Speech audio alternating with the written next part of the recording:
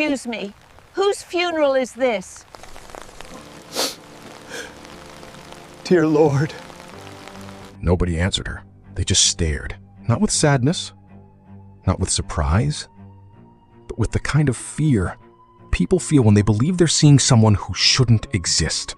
One man whispered, "She's dead." Another grabbed his wife's hand. Someone else started crying. My mother hadn't walked into a funeral. She had walked into a nightmare. She looked at the flowers. She looked at the photographs. Then she saw the name, her own name, printed in gold letters on her own funeral flowers. No. This has to be some kind of mistake. That's when I arrived. I had driven nearly 4 hours after receiving the strangest phone call of my life. A call that simply said, "If your mother is still alive, you need to come to St. Matthew's Church." Then the line went dead. I was prepared for many things. A robbery, a misunderstanding, even a cruel prank. But nothing could have prepared me for what I saw next. I hugged my mother so hard, I could barely breathe. Because for one terrifying second, I had wondered if I had arrived too late. Nobody wanted to explain.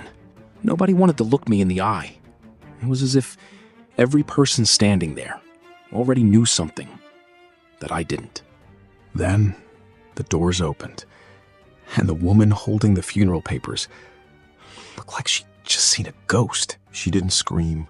She didn't run. She simply let go, as if her hands had forgotten how to hold anything.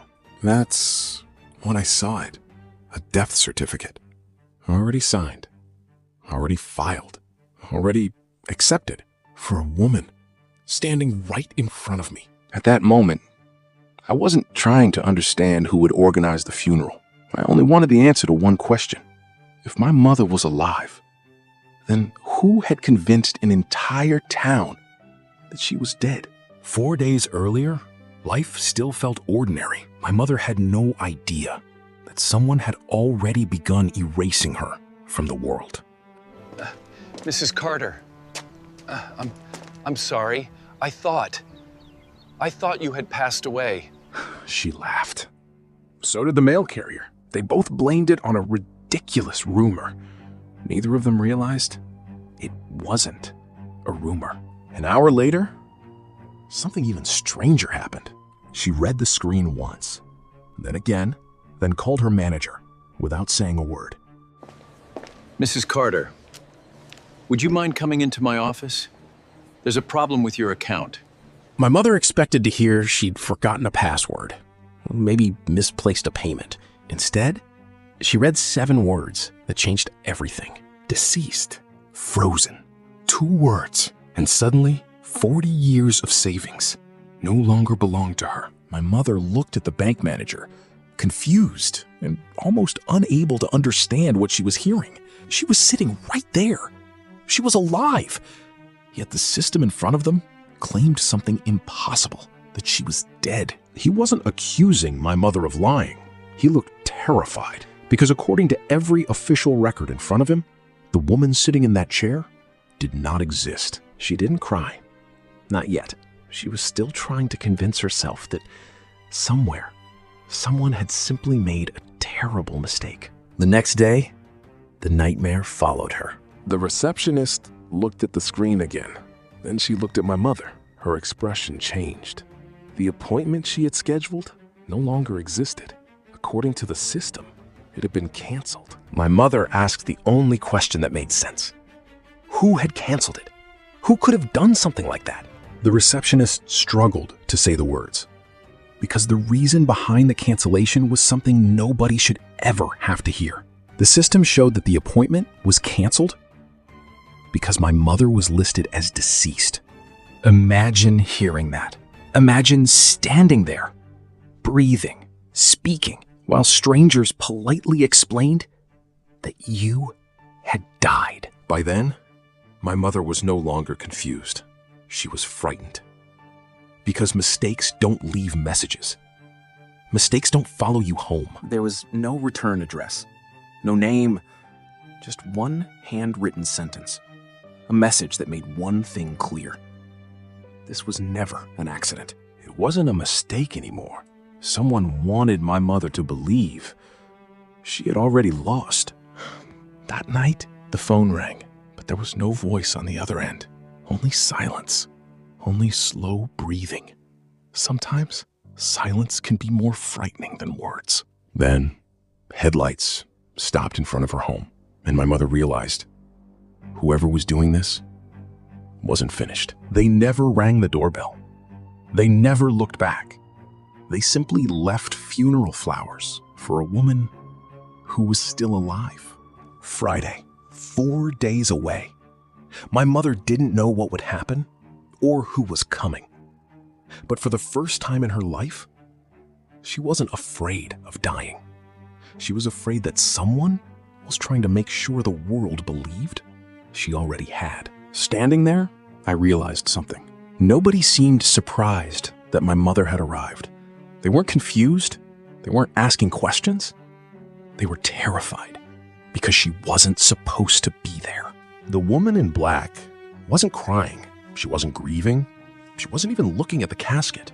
Her attention was somewhere else, on the papers scattered across the church steps. At first, I thought they were funeral documents, but when I looked closer, I realized they were something far worse. They weren't about saying goodbye. They were about taking something away.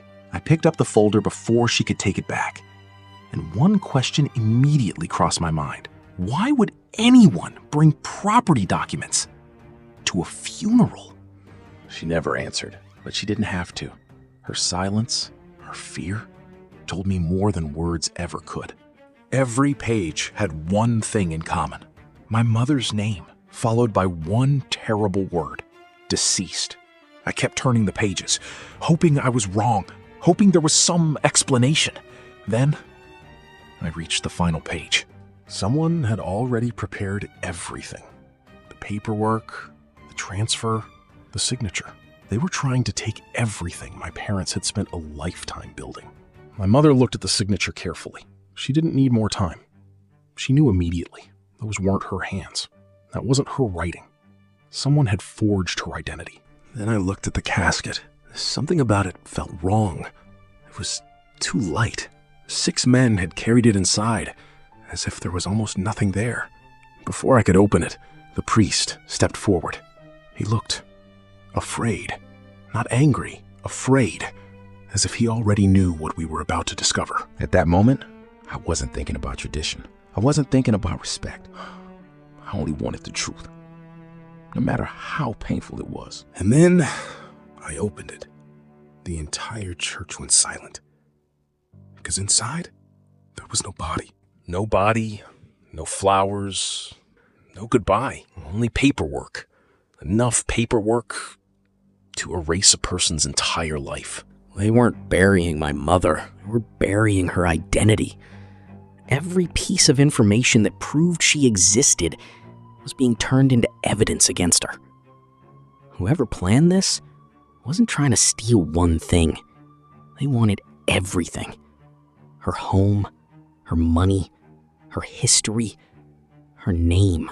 Someone in the crowd finally called the police. By then, the truth had become impossible to hide. The woman in black finally spoke, and what she revealed changed everything. She explained that she wasn't the person behind it.